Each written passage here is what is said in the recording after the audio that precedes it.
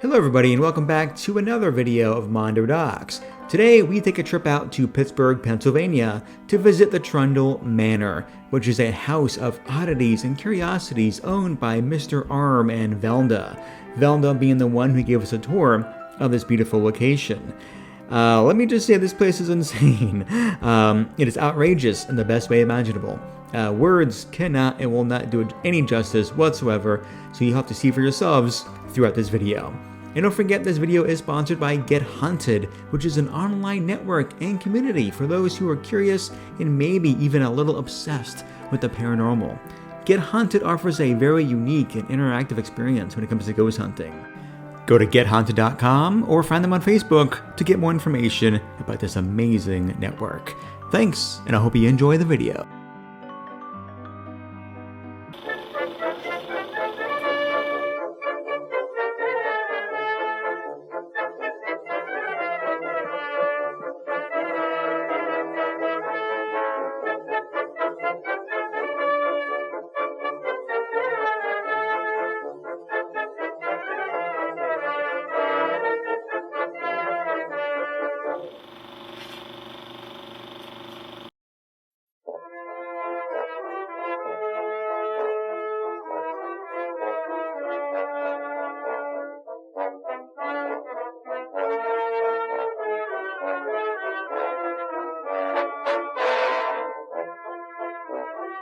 So this is all the private collection of myself and my husband, Mr. Arm. We've always collected weird and dead things, and for the past 12 years we said our house looks like this every single day. We may as well invite strangers in and kind of share it with people. Yeah. So this has been a lifetime's worth of collecting. He started putting dead things in jars when he was about 6 years old. His parents are both artists, so he was very much the only child of two other weirdos that was very encouraged to explore this, passion his whole life. But this case contains most of our horrific medical instruments. We've got embalming tools, old-timey syringes, anal speculums, trepanation devices that drill holes into your skull, bloodletting tools, and a whole platter of speculums that had "Sorry Ladies" written on the box from the antique store. It was very appreciated. This big sort of death ray looking device is a 1920s dental x-ray. It was used through the 90s in some backwoods Beaver County dentist office. There's a sticker on the side that says "Caution, radiation when," and the rest came off. So we don't know. Sometimes we do our own taxidermy, like the werewolf mermaid, who is top half Doberman from a friend of ours. They had their pet passed away and he was donated to us. Bottom half is a carp. He's got mahi-mahi fins and glass eyes. Yeah, we're not professionals. We just have a good time Frankensteining stuff back together. Yeah. And what is this giant thing right here? No, that one is the medical heavy cannon designed for removing tumors at up to 100 yards away. And it may blow your entire head off, but at least the tumor is gone. That's always a plus. Always.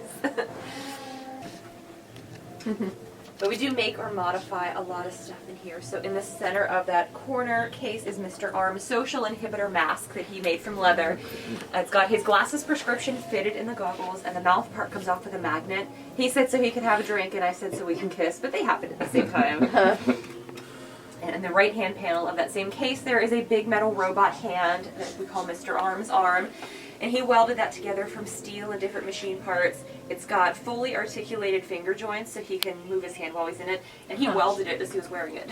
That is awesome. Thank you. Everything he makes is very, very heavy and scary and built to last. The tiger on top of that tall case is the most priceless thing a tour has ever donated as an item, because we always say we'll take donations of cash or liquor or something weird. This was from a guy whose dad grew up in Indonesia in the early 50s, and when the dad was a baby, they were worried that this little tiger would attack the people in the village, so they had it shot. And now that he said his parents are older, they've got to go through their house and they can't keep it, but it's sadly endangered. And he said, for that reason, we aren't allowed to sell it, but it needs a good home. Do you just want him? We're like, yes. Yes, we want him. So now we can pet him and tell him that he's pretty. But in the case below them is my wedding dress, which I made. Mr. Norm and I Got married at the Braddock Carnegie Library. It was built in the 1890s with a big music hall, and we couldn't have a boring, dumb wedding, so it was an all-day party. Yeah. We had 12 bands, 5 belly dancers, a gourmet waffle buffet, open bar all afternoon, and our beloved cat, Little Devil, was the ring Oh bearer. my god, that's amazing. We built a special circus cage so he could be pulled down the aisle. Oh my god. Oh my god. I wish we had put his vest on him at the time because we made him. Oh my god. What? It was meant for like a 6-year-old human, and it was tight on him because he was a big baby, Yeah. like 28 pounds. Oh wow. But Mr. Arm and I got to meet the original Gomez Adams, John I am Aston. so jealous. Holy Oh. crap. He's still alive. He just turned 92. Oh wow. So he's an acting professor at Johns Hopkins down in Baltimore, and we went down there specifically to try and meet him. We told the admissions director at the school that we were acting majors who had an appointment with him, and he had no idea. So we just kind of snuck in. But he was so sweet. We got to show him photos of our house, so we said, look what you helped inspire. Because, of course, the Adamses had the Yes. best house, but they were so wholesome, and they loved each other. Yeah. A lot of good lessons we got from them. The Boy Scout manual on the frame next to him was an original prop from the show. It was the second ever episode where Pugsley wanted to be a Boy Scout, and they were so horrified by that, but they, supported him. That was an eBay find. Very lucky. And above the door frame we have the Heavy, which stands for High Energy Avian Vacuum Yielder, designed by one of Mr. Arm's ancestors whose wife was murdered by a flock of seagulls. Not the band from the 80s. He wanted to not shoot birds, but sort of suck them in and liquefy them within that chamber. We have lost the blueprints conveniently enough, so we don't know if it did work that way, but it's also too heavy to hang above a door frame, so I try not to be under it too much. Oh, okay. But this is our human reliquaries altar. We've got lots of parts of human friends. My husband's very first mustache, in case his face melts off, we can bandage him and glue his old one right back on. The big jar there has got most of a human brain in it. That was one of our favorite wedding gifts from our friend who does tattoos for a living, and he was traded that as payment for the tattoo. We're hoping his client was a medical student and not some kind of serial killer, but we didn't ask. All we know for sure is that our friend's ex-girlfriend threw it at him in the shop, and the original jar shattered and bits of brain fell off because it wasn't well preserved. We've also got skin flakes from our friend with psoriasis. We've got the ashes of someone's dad named Randy. It was a tour of his adult children that asked to leave a piece of him here. He said he was an adventurous spirit. Maybe he would have liked that. I'm like, I'm very honored. Of course I'll take your dad's ashes. Don't get asked that every single day. But in the center is one of our grandest pieces in the whole collection, Olivia's singing tumor. So our friend Olivia is a local belly dancer, and this was a tumor on her uterus about 12 years ago. So we say it's from the belly of a belly dancer. And hospitals, of course, are weird about letting you keep stuff that comes out of you. And she kept asking, and finally she said, if I can't bring it home in a jar, I'm just going to leave it inside my body. And they were very concerned about that, so they let her secretly have it. And she gave it to us in the hopes that we make a proper display. Mr. Arm built this from oak and brass and put a sound system in there. It's singing that it wants its mummy. That's amazing. Very uterine appropriate. And this little guy next to me here was an animatronic dancing Santa Claus at one point. We decided to rip off Santa's old face and make him a miniature Mr. Arm instead. We even recorded over his Christmas carols so he would give speeches about our collection. And during an event outside, he got rained on and started singing Jingle Bells in a really upsetting voice. So we unplugged him. He's our little bouncer. And then we can see our parlor, which is our biggest room. Yeah, after you. Sure.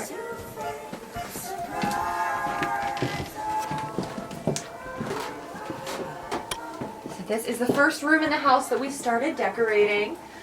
The centerpiece is very much the 6-foot-tall portrait of our beloved Little Devil. He lived to be 13, which of course is appropriate for a black kitty. And we said because he's our baby, we always said he has to be preserved in the collection somehow. And we had him professionally freeze-dried, so he has any special blocks. Oh my god. Our couch. We like that process better than taxidermy for him because we've done it and it just seems barbaric to like skin and stuff somebody that you love. So it's a combination freezer and dehydrator that they put them in. So all the organs are preserved. Yeah, he's like completely whole. We made the special box for him with a lid that opens so we can still give him little head pets. And his hat comes from London, from the oldest hat maker in the world, where they make hats for the Queen of England and the royal family, and they have for almost 400 years in the same shop.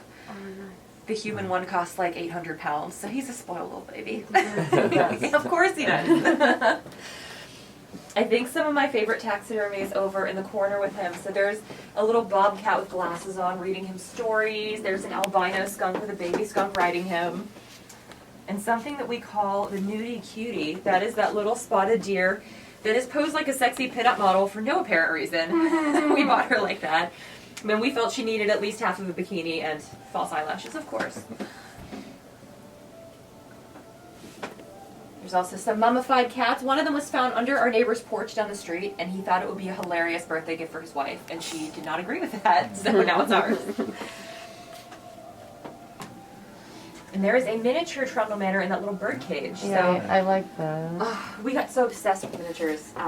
There was a time where we didn't know if we had gremlins because we would keep losing things and we'd find them in the house where we know we didn't put them, like in the back of the fridge. And it just seemed very prankful, and we thought if we have some sort of spirit, let's give them an offering so that they're cool with us. But everything in there is fully functional. There's real light bulbs, there's real tiny dead specimens in the little cases. He has a series of books with little words printed on every page. A coffin to sleep in, of course, and a full bar. He's got moonshine, absinthe, and 18-year-old scotch eye dropped into tiny bottles. So he's real, he's spoiled. Oh, wow. That's fantastic. Thank you. The throne there is an ongoing project between Mr. Arm and our friend, the Admiral, so it's an homage to Cthulhu. And eventually the whole thing will have that wood-carved look, but they made a mold so they can mass-produce them, and the back is actually plastic. Above it is Pierre, our newest, biggest friend. We did not know we were bringing home a moose that day, so luckily he fit in the back of our van, but he would not fit through the front door. We had to saw one of his antlers off, and we put it back on upside down because the Adamses always had a moose with wonky antlers. We finally got an excuse to do that. Huh.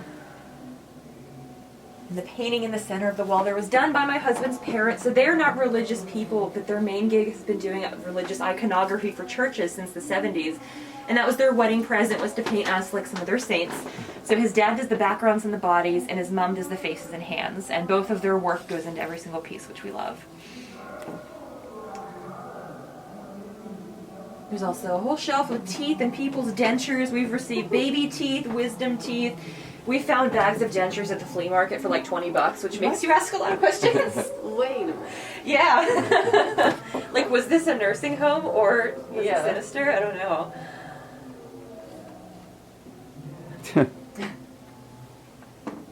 And inside the window of the organ is a little mummified kitten that was found by a contractor that we're friends with. I think it looks like an old ginger root. But this was something they found when tearing down a building. It had been trapped in the walls for probably many decades. It does look like a ginger. It does. Yeah. We try and find the most, people with the most upsetting things they find at work during their jobs. It's fun to be the beneficiary of that.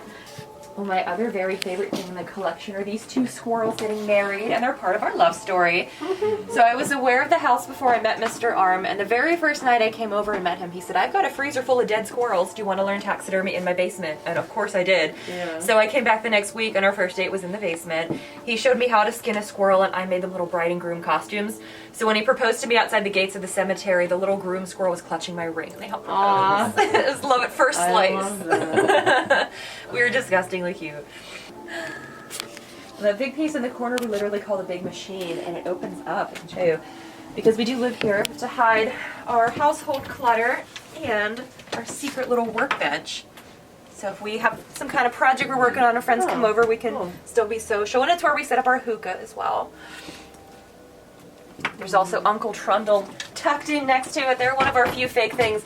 He was the mascot for our first Halloween party. We had a funeral theme, and he was sitting up in one of our chairs, and our next door neighbor at the time was this older lady with schizophrenia. She used to flag down the ambulance just to ask them for cigarettes, and they thought she was the reason that they were being called, so she was that lady. And she talked to him all night, because, you know, he was a good listener and marathon friend, so this is her, wearing one of our old gas masks for the evening. We just let her do her thing, and she died not too long after that. We said that was probably her final date in this world, but I'm glad they were happy.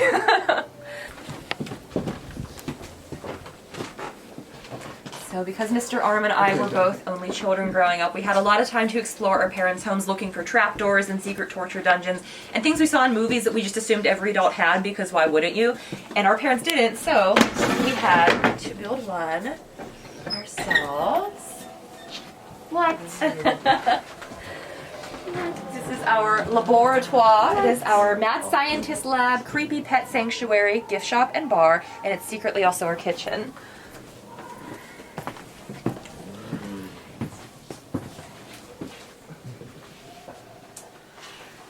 So this is our very real house and our functional kitchen.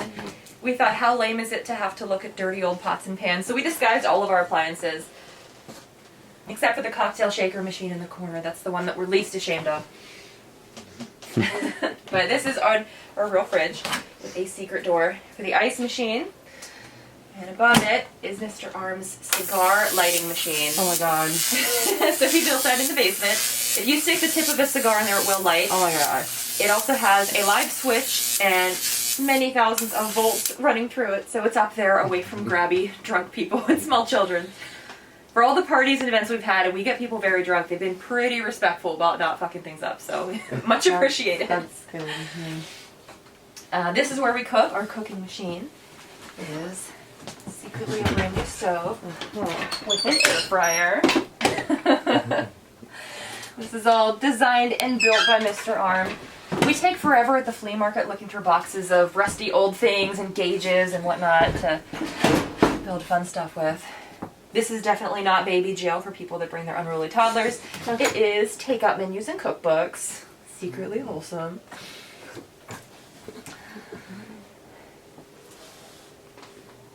That over there is our control panel. So the lights lighting up represent our laser cats. We can release somewhere between 3 and infinity times 2 laser cats, apparently. The top gauge is the zombie threat level, and the bottom is the zombie treat level when they get too close. And if somebody wants to press the big red button in the center, you can engage with one of our experiments. You want to press it? What Can we actually press it? Okay. Yeah, of course. Experiments. All right. That one. Experiments to see if you have a heart attack and die, and I'm so happy that none of you did. But I can show you that guy actually opens up as well. Sorry, it's tight quarters in here. This is our dishwashing machine. Oh, and there's dishes. My goodness. They have to hide somewhere. Oh my god. This chair is our most upsetting piece of furniture. It was from a mental asylum. It was for birthing and for exams and surgeries, and it came with stirrups that we still have, of course.